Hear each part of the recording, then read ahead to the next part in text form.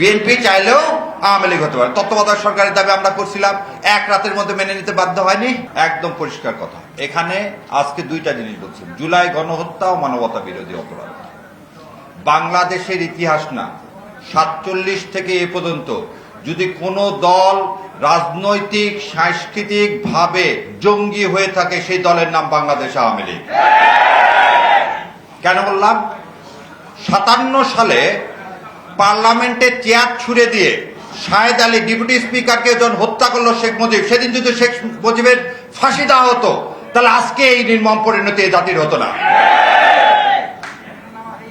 2004 সালে ইন্টারকন্টিনেন্টালের সামনে বিআরটিসি বাসে গান পাউডার দিয়ে নানক এবং মির্জা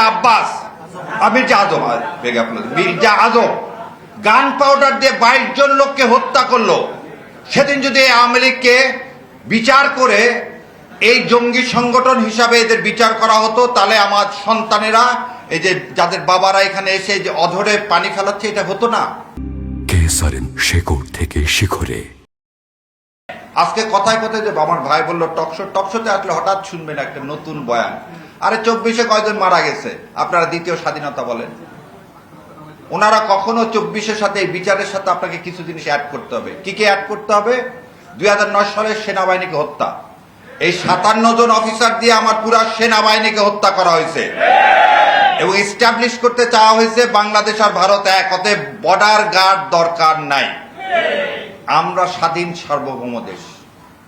ভারত পুশিন করে, ভারতের কাছে আবার অনুরোধ, নতুন ত্রিবেদী সাহেব আসছে, তার কাছে অনুরোধ, আইন টাইন কিছু লাগবে না, পুশিন তো করতেছেন রাত্রেবেলা। দয়া করে আওয়ামী লীগের লিডার শেখ হাসিনা আর আমার হাদির আসামিদেরকে দয়া করে পুশিন করেন। কোথায় করবেন? আমরা দেশ সাদরে ফুলের মালা নিয়ে দাঁড়ায় থাকবো। চান পুশিন করতে, তাহলে এদেরকে পুশিন করেন, ছোট ছোট মা বাচ্চাদেরকে করেন না।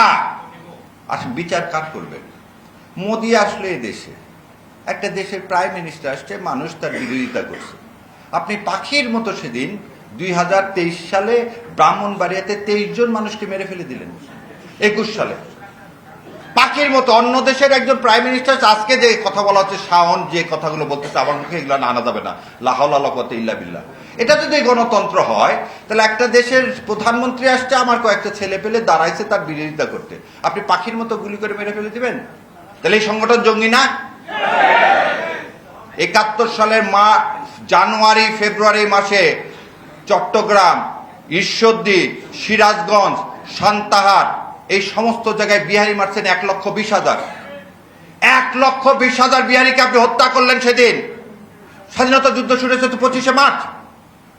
আপনি জানুয়ারি ফেব্রুয়ারি মাসে একটা স্বাধীন দেশে কি পাকিস্তান আর্মি হত্যা করছে বিহারিদেরকে?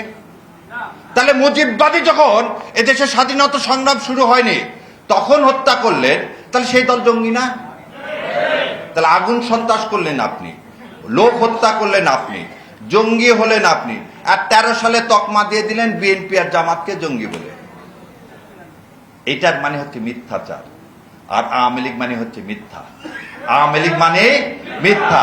তো স্বাধীনতা যে নিয়ে যে মিথ্যা করছে, আজকেও তারা সেই মিথ্যাটাই চালায় যাচ্ছে। এবার দ্বিতীয় কথা, বিএনপির এই জুলাই সনদ বাস্তবায়ন ছাড়া কোনো উপায় আছে কিনা?